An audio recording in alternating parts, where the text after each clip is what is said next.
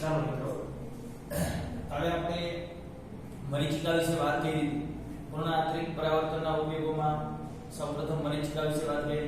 આજે આપણે એનો પૂર્ણ આંતરિક પરાવર્તનનો બીજો ઉપયોગ કે જે હીરામાં ઉપયોગી છે. સલમાન ખાન, શાહરુખ ખાન ની ડાયમંડ, બરાબર છે. એ શું કામ ઝળહળતા દેખાય છે, ચમકતા દેખાય છે, એની વાત કરવાની. અથવા તો પૂર્ણ આંતરિક પરાવર્તનનો હીરામાં કઈ રીતે ઉપયોગ થાય. તો ખાસ હીરા શેના માટે જાણીતા છે? તો આપણને ખબર જ છે, હીરા પિક્ચર માટે જાણીતા નથી ભાઈ. હીરા રિયા ઈ તે પોતાની ચમક માટે જાણીતા છે, અથવા તો પોતે તેજસ્વીતા ધરાવે છે એના માટે જાણીતા છે, બરાબર. અને કુદરતમાં જેટલા હીરા મળી આવે છે, કુદરતમાં મળી આવતા હીરા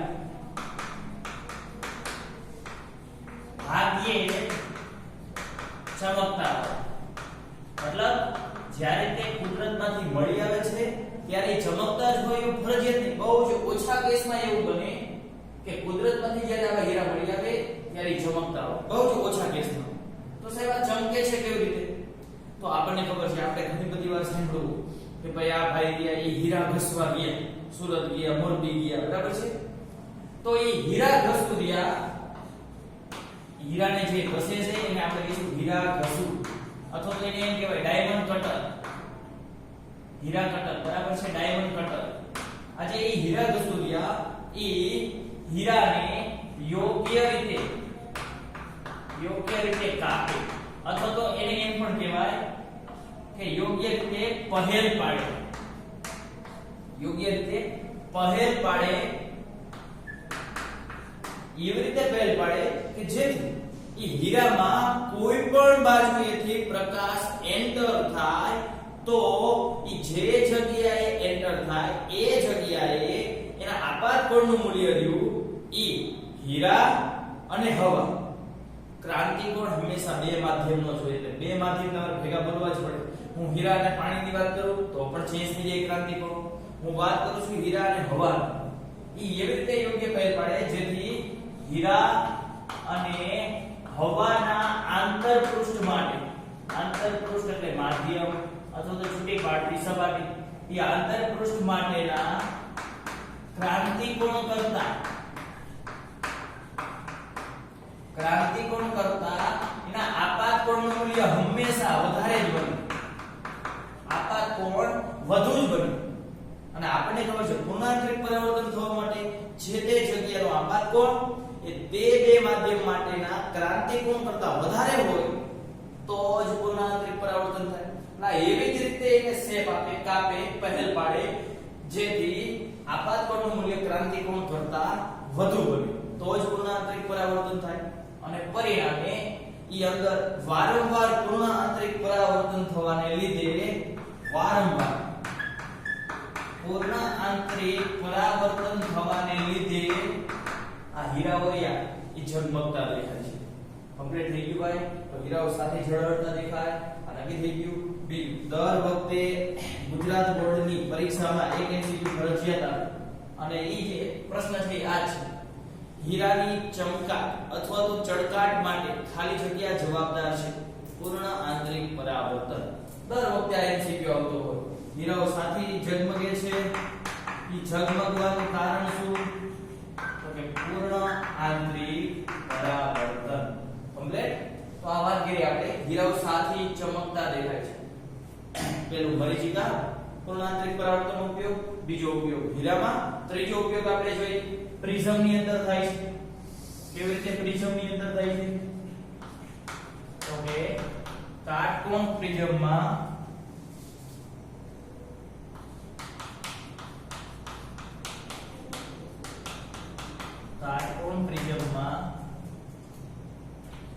પૂર્ણ આંતરિક પરાવર્તન કઈ રીતે ઉપયોગી છે? ચાલો જોઈએ એટલે આપણને ખ્યાલ આવશે. કાટકોણ પ્રિઝમ. ચાલો હું આ કાટકોણ પ્રિઝમ દોરું છું. આ એવા પ્રિઝમ છે,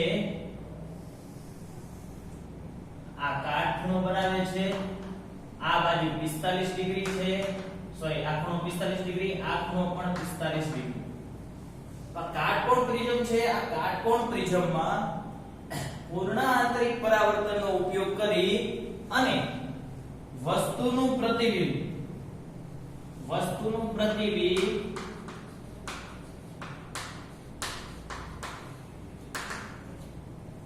90 ડિગ્રી કે 180 ડિગ્રીએ આવર્તન આપવા માટે કરવામાં આવે છે. અર્થ સમજો શું કહેવા માંગે છે? વસ્તુ હોય એ વસ્તુનું જે પ્રતિબિંબ મળે એ 90 ડિગ્રી અથવા તો 180 ડિગ્રી મળે. ફોર એક્ઝામ્પલ હું એમ કોઈ વસ્તુ આ રીતે છે તો આ 90 ડિગ્રી કાટકોણ પ્રિઝમ રહ્યા એમાંથી પૂર્ણ આંતરિક પરાવર્તનનો ઉપયોગ કરી અને 90 ડિગ્રી એટલે આ રીતે મળે અથવા 180 ડિગ્રી આ રીતે છે વસ્તુ તો આવી રીતે મળે. ઉલટાઈ સાઈઝ એટલી ને એટલી રહે પરંતુ પ્રતિબિંબ 90 ડિગ્રી અથવા તો 80 ડિગ્રી નું આવર્તન મળે. એટલે કે પરિમાણ એટલું જ જાળવી રાખવું, પરિમાણ સમાન જાળવી રાખવા માટે આ કાટકોણ પ્રિઝમ ઉપયોગી બને. કેવી રીતે જોઈએ આપણે? દાખલા તરીકે આ કોઈ વસ્તુ AB છે, A અને B વસ્તુ બરાબર છે. આમાંથી ઘણા બધા કિરણો નીકળતા હોય પરંતુ પ્રતિબિંબ મેળવવા માટે આપણે બે જ કિરણો કાફી છે. બરાબર, ચાલો એક આ સીધું કિરણ લઈએ. જોઈ લો, બહારનું માધ્યમ, અંદર આ પ્રિઝમનું માધ્યમ જે થાય એટલે કિરણ વાંકું પડે. પરંતુ આ જગ્યાએ લંબ દોરો તો લંબ આમ થયું, આ લંબ ઉપર આપાત થઈ વાંકું ન મળે ભાઈ, સીધે સીધું નીકળી જાય. હવે અહીંયા પ્રશ્ન આવ્યો, આ જગ્યાએ લંબ દોરો તો સપાટી આમ છે એટલે લંબ આમ થાય. આ રીતે લંબ થયું બરાબર. તો આ લંબ સાથે કઈ ખૂણે આપાત થયું અને આ ખૂણો રહ્યો અહીંયા ઉપર હોય ને એટલો જ હોય. 45 છે તો અહીંયા પણ આ 45 થાય. સાહેબ કેવી રીતે? જો અત્યારે હું સમજાવીશ તો તમને નહીં ખબર પડે કારણ કે આપણે હજી એક થિયરી બાકી છે. બરાબર, પ્રિઝમ વાળી થિયરી બાકી છે. પ્રિઝમ વાળી થિયરીમાં આવશે. પ્રિઝમ વાળી થિયરીમાં શું આવશે તો એના માટેના ખાસ સૂત્ર છે. બરાબર, પ્રિઝમનું સમીકરણ. ત્યારે પણ આવા એમસીક્યુ આવે છે, ત્યારે એમસીક્યુ આવશે ત્યારે હું ફરજિયાત સમજાવીશ કે આ ખૂણો કેમ અહીંયા હોય એટલો જ આવે. બરાબર છે, અત્યારે આ યાદ રાખો. અહીંયા જે ખૂણો છે એટલો જ ખૂણો અહીંયા આવે. અને આવા પ્રિઝમ અને હવાના માધ્યમ માટે, પ્રિઝમ અને હવાના આંતરપૃષ્ઠ માટે એનો જે આપાત કોણ રહ્યો એ ગ્રેટર ધેન ક્રાંતિકોણ, અને ક્રાંતિકોણનું મૂલ્ય રહ્યો એના કરતા આપાત કોણનું મૂલ્ય વધારે હોય તો જ પૂર્ણ આંતરિક પરાવર્તન બનશે. પૂર્ણ આંતરિક પરાવર્તનની ઘટના તો થશે. એટલે ક્રાંતિકોણ કેટલો હોવો જોઈએ? આ 45 ડિગ્રી તો આપાત થાય છે એટલે ક્રાંતિકોણ ઓછો હોવો જોઈએ. અને ક્રાંતિકોણ ઓછો થાય, આ ક્રાંતિકોણનું મૂલ્ય બને એટલું ઓછું હોવું જોઈએ. એ ઓછું કયા કાચ માટે થાય? કે ક્રાઉન કાચ, બરાબર છે, ફ્લિન્ટ કાચ. આ કાચના બધાય પ્રકાર છે જે તમારે ધોરણ 9 માં આવતા હતા અથવા તો તમે આગળ ભણશો ત્યારે આવશે. અત્યારે આપણે માત્ર એના નામ જ યાદ રાખો. આ બંને કાચ એવા છે કે જેના માટે ક્રાંતિકોણનું મૂલ્ય રહ્યું એ 45 ડિગ્રી કરતા ઓછું બને. આવા પ્રિઝમ હોય તો વિચારો આ 45 ડિગ્રી આપાત થયો, ક્રાંતિકોણનું મૂલ્ય આના કરતા ઓછું જ છે તો શું થાય? પૂર્ણ આંતરિક પરાવર્તન. લાઈન વક્રીભવન નહીં પામે, એના એ જ માધ્યમમાં રિટર્ન આવશે. સમજાઈ ગયું? ચાલો એવી રીતે આયાની વાત કરું. બી બિંદુમાંથી એક કિરણ લીધું આવી રીતે. હવે તમે અહીંયાથી જાતે સમજી શકશો તો હું ફરીવાર 45 ડિગ્રીની કઈ માથાકૂટ કરતો નથી. બરાબર, કે આ કિરણ ફરીવાર આ રીતે જશે. હવે ચેક કરો, મને જવાબ આપો. આ બી માંથી કિરણ આવ્યું તો બી એટલે અહીંયા ક્યાંક આ બી બિંદુ છે. આ કિરણ એ માંથી આવ્યું તો અહીંયા ક્યાંક એ છે.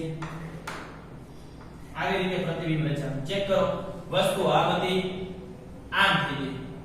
90 ડિગ્રી રોટેશન થયું, આવર્તન થયું. સાઈઝ એટલી ને એટલી. બરાબર છે. કોઈ એમ કે સાહેબ કિરણો ભેગા તો નથી, ભાઈ ઘણા બધા કિરણો આવતા હોય. એ માંથી એક જ કિરણ લીધું મેં. આમ આવી રીતે ઘણા બધા કિરણો જાતે બધા અહીંયા જ ભેગા થઈ છે. ફાઇનલ સમજાઈ ગયું? તો આ વાત કરી આ રીતે પ્રિઝમ હતો. હવે 180 ડિગ્રી કે ફરીથી 90 ડિગ્રી કેવી રીતે પડે ચેક કરી. ચાલો આ જ પ્રિઝમ છે એને હું આવી રીતે રાખું. બરાબર સમજજો. આ ખૂણો 90 ડિગ્રી છે. બરાબર, ચાલો આ 45 ડિગ્રી છે અને આ 45 ડિગ્રી છે. ચાલો અહીંયા વસ્તુ મૂકેલી છે મેં A B, A અને B વસ્તુ. બરાબર છે. ચાલો તો ફરીવાર કિરણ પસાર કરો. કિરણ અહીંથી પસાર થઈ. હવે આ તમે સમજી શકશો બરાબર છે એટલે હું સમજાવતો નથી. લંબ ઉપર જ આપાત થયું એટલે સીધે સીધું નીકળશે. આ લંબ દોરશો તો આ રીતે થશે બરાબર. કઈ ખૂણો આ 45 છે, આ 45 એટલે આ 45 થાય. તો એના એ જ માધ્યમમાં પાછું વળશે. સમજાય છે? ચાલો ફરીથી આ લંબ દોરશો. અહીંયા પણ એ જ રીતે થશે 45 ડિગ્રી બરાબર છે. ફરીથી એના જ માધ્યમમાં રિટર્ન આવશે એટલે આવી રીતે આમ પરાવર્તન પામશે. આ કિરણ આવી રીતે આગળ વધશે. ચાલો આ બી હવે તમે સમજી શકશો એટલે હું સમજાવતો નથી. અહીંથી ફરીવાર આ બરાબર છે. અહીંયાથી ફરીવાર રિટર્ન. અહીંયા પણ એટલો જ ખૂણો બનશે જે 45 ડિગ્રી છે એટલે ફરીવાર પૂર્ણાંતરિક પરાવર્તન થશે. આ રીતે રિટર્ન. આ બી છે જો તો બી વાળી લાઈન આ છે. સમજી શકો છો? નહીતર ફરીવાર દોરું. તો આ બી વાળી લાઈન છે. સમજાણો? એટલે આ બી બિંદુ છે અહીંયા. તો હવે એ બિંદુ આ છે. આ રીતે પ્રતિબિંબ મળશે. જો તો આ હતું આખે આખું ઉલટાઈ ગયું. ખબર પડી? એટલે કે 90 થી 180 ડિગ્રી પ્રતિબિંબ મેળવવા માટે આ રીતે પ્રિઝમ ઉપયોગી બને છે. ચાલો ત્યાર પછી એ સિવાયનો એક આ રીતે ચાર બાજુઓ ધરાવતો પણ પ્રિઝમ આપેલો છે. દાખલા તરીકે આ એક કોઈ વસ્તુ છે AB. ચાલો આમાંથી પણ કિરણ આપત. હવે જો તો લંબાનો આ રીતે થાય. લંબ આ રીતે થાય ને. કિરણ જાતું તો આ પાતળામાંથી ઘટ માધ્યમ, બહારનું માધ્યમ કાઈ નથી કીધું એટલે હવા ધારિત લઈ છે. આ કાચનું પ્રિઝમનું માધ્યમ છે. મોટે ભાગે પ્રિઝમ રે એ કાચના બનેલા હોય બરાબર છે. ચાલો તો આવી રીતે આપત થયું પાતળામાંથી ઘટમાં એટલે આ સીધા માર્ગે નહીં જાય લંબ તરફ એટલે આ રીતે વાંકું વળશે. આ લંબ છે એટલે લંબ તરફ એટલે આ રીતે વાંકું વળ્યું. સમજાણો? તો હવે હું બીજી વાર સમજાવીશ નહીં. ચાલો અહીંયા પાછો ખૂણો એવી જ રીતે બનતો હોય છે જે આપાત કોણ અહીંયા જે આપાત કોણ બનતો હોય છે એનું મૂલ્ય ક્રાંતિ કોણ કરતા વધારે જશે. અને ફરીથી બરાબર છે. ચાલો એવી જ રીતે અહીંયા લઈ આપણે ફરીથી વાંકું વળ્યું કિરણ. ફરીથી જશે અહીંયા. ફરીથી પાછું વાંકું વળશે બરાબર છે. અહીંયાથી તમે જોઈ શકો ઘટ અને એમાં પાતળું. ઘટમાંથી પાતળામાં જાય તો લંબ થયો, લંબથી દૂર જાય. જો દૂર ગયું. પોતાનો મૂળ રસ્તો તો આ હતો. ચેક કરો. દૂર ગયું. સમજાણો? એટલે કે કિરણ આ રીતે આ દિશામાં ગતિ કરે છે બરાબર. થોડી વ્યવસ્થિત લાઈન દોરો એટલે તમને સમજાય. આ રીતે છે, આ રીતે છે. ક્લિયર? ચેક કરો.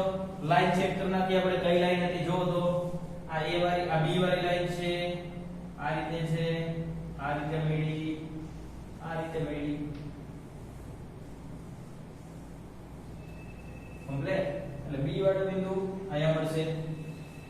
સમજાણો? A હતું એ અહીંયા મળશે. એટલે ફરીથી આ રીતે A B બરાબર છે. ચાલો તો આ રીતે ફરીથી પ્રતિબિંબ મેળવ્યું 180 હતું. સોરી સીધી વસ્તુ હતી ઉલટું મેળવ્યું 180 ડિગ્રી. એટલે કે આવી રીતે તમે પ્રિઝમનો ઉપયોગ કરી 2 અને 180 ડિગ્રીએ પ્રતિબિંબનું આવર્તન આપવા માટે તેનો તમે ઉપયોગ કરી શકો. એટલે આ રીતે પૂર્ણાંતરિક પરાવર્તનનો ઉપયોગ કરી વસ્તુની સાઈઝ એવડી ને એવડી રહે અને પ્રતિબિંબ ની તમને 90 ડિગ્રી કે 180 ડિગ્રીએ જોતું હોય તો તમે આ રીતે કાટકોણ પ્રિઝમનો ઉપયોગ કરી શકો. બરાબર છે. તો આ હતો એનો બીજો ઉપયોગ. ચાલો ત્યાર પછીનો મહત્વનો ઉપયોગ આપણે જોઈએ ઓપ્ટિકલ ફાઇબર. બરાબર છે. ઓપ્ટિકલ ફાઇબર પહેલો ઉપયોગ મરીચિકા, બીજો ઉપયોગ હીરા ડાયમંડ ની અંદર, ત્રીજો ઉપયોગ કાટકોણ પ્રિઝમ, ચોથો ઉપયોગ ઓપ્ટિકલ ફાઇબર. ઓપ્ટિકલ ફાઇબર પર નોંધ લખો અથવા તો ઓપ્ટિકલ ફાઇબરમાં પૂર્ણાંતરિક પરાવર્તન કઈ રીતે ઉપયોગી બને. તો આના માટે એકદમ સરળ રીતે હવે હું કાઢી નાખું બરાબર. સ્ક્રીનશોટ લઈ લેજો. આકૃતિની ખાસ પ્રેક્ટિસ કરજો તો જ આવડશે. બરાબર છે.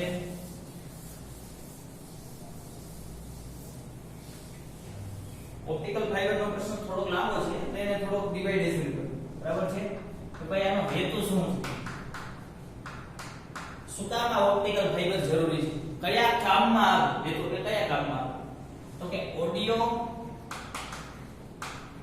અને વિડિયો સિગ્નલને સિગ્નલ એટલે તરંગ એને પ્રસારિત કરવા માટે પ્રસારિત એટલે મોકલવા માટે આપણે કોઈ ગીત સાંભળવું છે અથવા તો આપણે કોઈ વિડિયો જોવો છે તો આપણા ઘરે નથી એ જે જગ્યાએથી એનું પ્રસારણ થાય ત્યાંથી આપણા ઘર સુધી મોકલવા માટે આ ઓપ્ટિકલ ફાઇબર જરૂરી છે બરાબર એની મદદ વડે આપણા ઘર સુધી પહોંચે છે આ એનો હેતુ થયો બરાબર સિદ્ધાંત કયા સિદ્ધાંત ઉપર કામ કરે છે કયા સિદ્ધાંત ઉપર આપણને ખબર જ છે પૂર્ણ આંતરિક પરાવર્તન ઉપર આની અંદર પૂર્ણ આંતરિક પરાવર્તનની જ ઘટના બને છે એટલે આ જ સિદ્ધાંત ઉપર ઓપ્ટિકલ ફાઇબર કામ કરે હવે કેવું હોય કેવું દેખાય એટલે કે એની રચનાની વાત કરીએ આપણે તો કે ઓપ્ટિકલ ફાઇબર લ્યો એ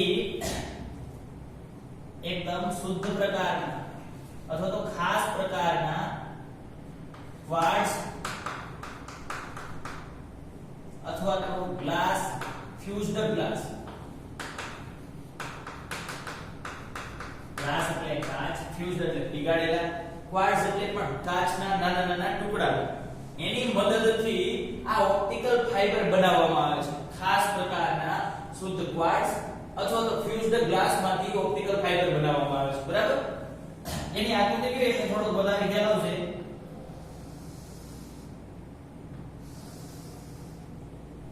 જેને આકૃતિમાં ઓપ્ટિકલ ફાઇબર દર્શાવેલું છે બરાબર તો ઓપ્ટિકલ ફાઇબરની રચના કંઈક આ રીતે હોય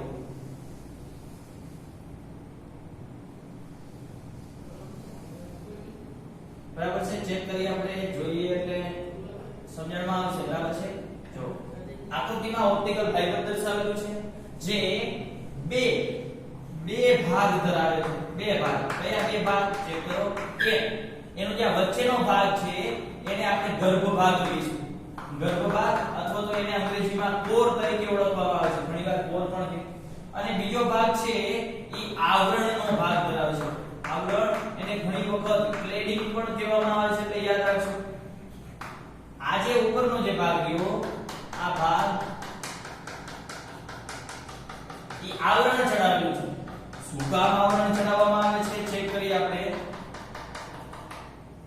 જેને ક્લેડિંગ પણ કહેવામાં આવે ગુજરાતીમાં એને આપણે આવરણ કહીશું તો આપણને ખબર છે ફ્યુઝડ ગ્લાસ અથવા તો ક્વાર્ટઝમાંથી બનાવેલું છે તો એવા કાચના નાના નાના ટુકડાઓ હોય અને એ બધા જોઈન્ટ કરેલા છે પણ જ્યારે આની અંદરથી પ્રકાશ પૂર્ણાંતરિક પરાવર્તન એટલે પ્રકાશના સિગ્નલોને જ્યારે આની અંદરથી પસાર કરવામાં આવે ત્યારે જો આ કાચના ટુકડા વચ્ચે થોડી અમથી જગ્યા હોય તો પણ પ્રકાશ પસાર થઈ જાય બહાર નીકળી જાય બરાબર છે એટલે પ્રકાશ લીક થઈ જાય એ લીકેજ ન થાય એટલા માટે થઈ પ્રકાશનું લીકેજ ન થાય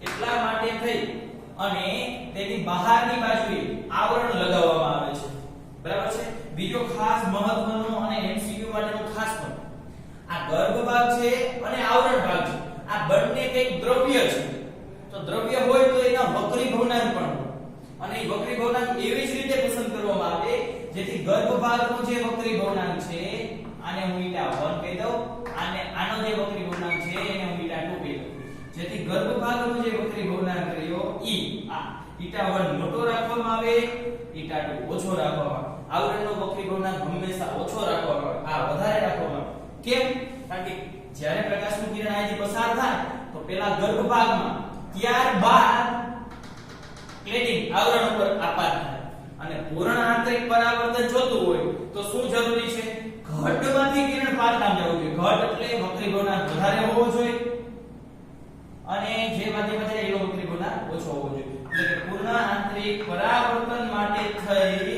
અને આ રીતે ગર્ભ ભાગનો વક્રી ભવનાંક મોટો રાખવામાં આવે જ્યારે ક્લેડિંગ આવરણનો વક્રી ભવનાંક ઓછો રાખવો જેથી પૂર્ણ આંતરિક પરાવર્તનની ઘટના શક્ય બને બરાબર છે આ એની રચનાની વાત કરી આ રીતે એની રચના હોય બરાબર હવે આપણે એના ઉપયોગો જોઈ કઈ રીતે કામ કરે છે બરાબર ચાલો ઉપયોગો તો કે આની અંદર સોરી પહેલા આપણે કાર્ય પદ્ધતિ લઈએ છેલ્લે પછી આપણે એના ઉપયોગો કઈ રીતે કામ કરે છે કાર્ય પદ્ધતિ ગર્ભ ભાગ છે, આવરણ ભાગ છે. આવરણ શું કામ લગાડવામાં આવે તો કે પ્રકાશનું વારંવાર પરાવર્તન થતું હોય પૂર્ણાંતરિક પરાવર્તન, તો પ્રકાશ ક્યાંય લીક ન થઈ જાય, બરાબર છે, એટલા માટે થઈ અને આવરણ લગાડવામાં આવે. એનો વક્રી ગુણાંક ઓછો, ગર્ભ ભાગનો વક્રી ગુણાંક વધારે. હવે કામ કેવી રીતે કરે તો કે પ્રકાશને યોગ્ય ખૂણે એવી રીતે આપાત કરવામાં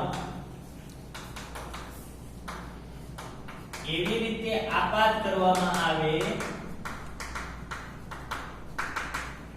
જેથી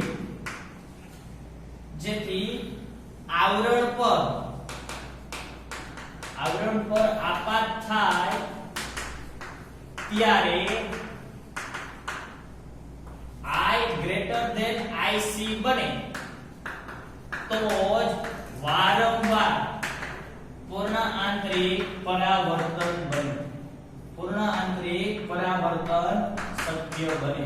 આવી રીતે પ્રકાશને આપાત કરવામાં આવે. એટલે કે દાખલા તરીકે આ સપાટી છે, જો આ સપાટીને લંબ દોરો એટલે આ રીતે થાય. આ લંબ દોર્યો મેં, દરેક સપાટીને લંબ દોરો. અહીંયા પ્રકાશનું કિરણ આ રીતે આપાત ગયું તો આ આપાત કોણ રહ્યો? E. આપાત કિરણ અને લંબ વચ્ચેનો ખૂણો આપાત કોણ જે હોય, જો આ ભાગમાંથી હોય છે આ ઘટમાંથી અલગ થઈ ગયો, હવા કરતા ઘટમાંથી, પાતળામાંથી ઘટમાં, એટલે આ રીતે નીચે કિરણ આ રીતે વાગવું પડશે, બરાબર છે. એટલે આ જગ્યાની વાત કરી છીએ આપણે. આ જગ્યાએ જે આપાત કોણ I બને છે, આ એનું મૂલ્ય કેટલું હોવું જોઈએ?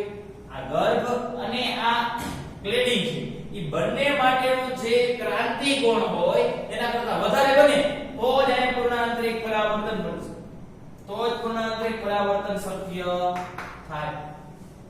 સમજાય છે?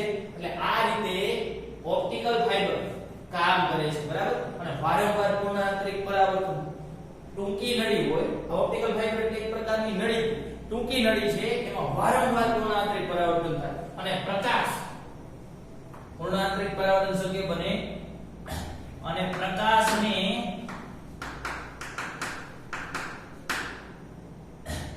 એક જગ્યાએથી બીજી જગ્યાએ મોકલી શકાય. આ તે ઓપ્ટિકલ નળી તરીકે ઉપયોગી છે.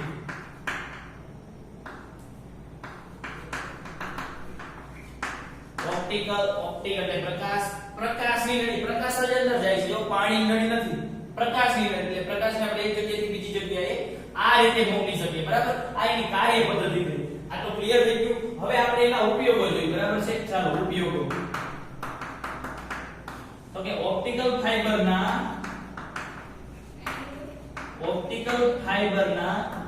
જથ્થાના વિવિધ ઉપયોગો છે. વિવિધ ઉપયોગો એટલે ઘણા બધા ઉપયોગો છે, બરાબર છે. ઓપ્ટિકલ ફાઇબર 1 2 3 આવા જથ્થો લઈ ગયો, એના ઘણા બધા ઉપયોગો છે.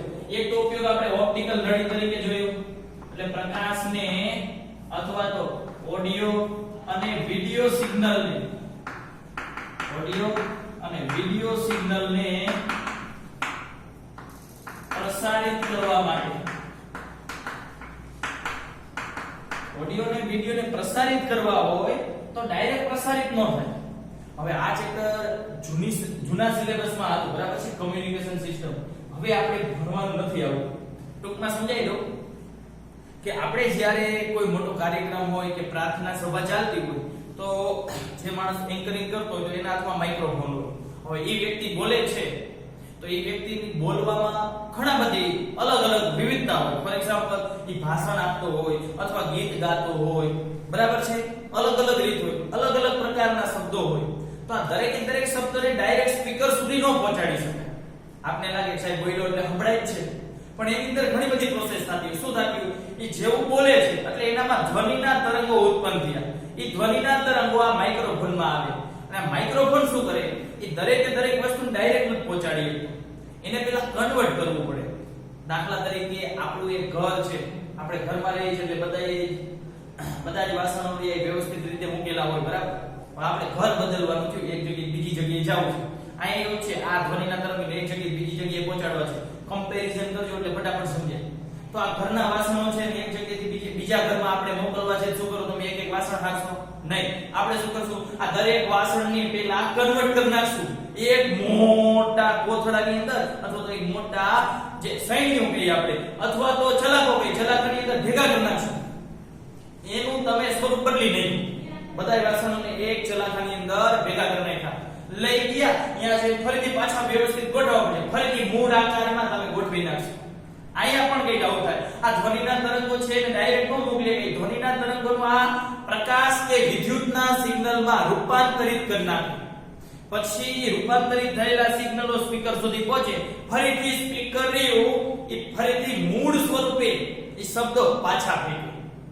સમજાઈ ગયું આટલું? તો એવું જ આમાં થતું હોય, કે ડાયરેક્ટ વિડિયો અને ઓડિયો સિગ્નલને પ્રસારિત ન થાય, પણ એ પ્રસારિત કરવા માટે ટ્રાન્સડ્યુસર વપરાય. ટ્રાન્સડ્યુસર નો અર્થ જ આજે મેં કીધું ને માઇક્રોફોન, આ માઇક્રોફોને શું કર્યું, એ ધ્વનિના તરંગનું વિદ્યુત કે પ્રકાશના સ્વરૂપમાં રૂપાંતર કર્યું, એ સ્પીકર સુધી પહોંચે.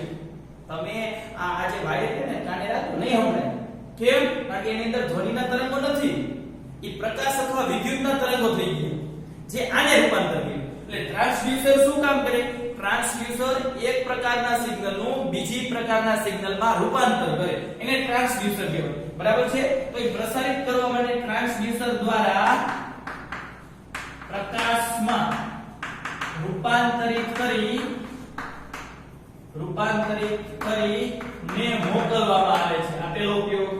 બરાબર છે? ત્યાર પછી બીજો ઉપયોગ જોઈએ, તો કે આનો ઉપયોગ પ્રકાશીય નળી તરીકે આંતરડા, જઠર, ફેફસા, બાયોલોજી ચાલુ કરીશું ના ભાઈ ના, આંતરડા હોય, જઠર હોય, ફેફસા હોય, આ વગેરે અંગોને આપણે જોવા હોય તો તમે ઘણીવાર ફિલ્મમાં કે સિરિયલમાં જોયું હોય તો ડોક્ટર રિયા શું કરે, એક નળી પસાર કરે, બરાબર છે, અંદર સુધી, અને પછી એનું જે મોનિટર હોય, મોનિટર ઉપર આપણને એ વ્યક્તિના ફેફસા, હૃદય, જઠર, આંતરડા દેખાય. બરાબર છે? તો એ જે નળી રહી, એ પ્રકાશીય નળી રહી, ઓપ્ટિકલ ફાઇબરની હોય છે. બરાબર છે? એને આપણે પ્રકાશીય નળી નામ આપ્યું. કેમ? કારણ કે એના દ્વારા પ્રકાશ આપાત કરવામાં આવે, જેથી તે વિવિધ અંગો ઉપર આપાત થાય અને વિવિધ અંગોને આપણે જોઈ શકીએ, વગેરેને જોવા કે તપાસવા માટે. બરાબર છે? આ ઓપ્ટિકલ નળી છે, બરાબર છે, પ્રકાશીય નળી. સમજાયું? આ સિવાય ડેકોરેટિવ લેમ્પ હોય, ડેકોરેટિવ લેમ્પ, સુશોભન લેમ્પ. સુશોભન લેમ્પ નો અર્થ સમજાણો ને? ઘણીવાર તમે જોયું હોય તો આ રીતના હોય સુશોભન લેમ્પ. બરાબર છે? સિરિયલમાં ને એમાં તમે જોતા હો.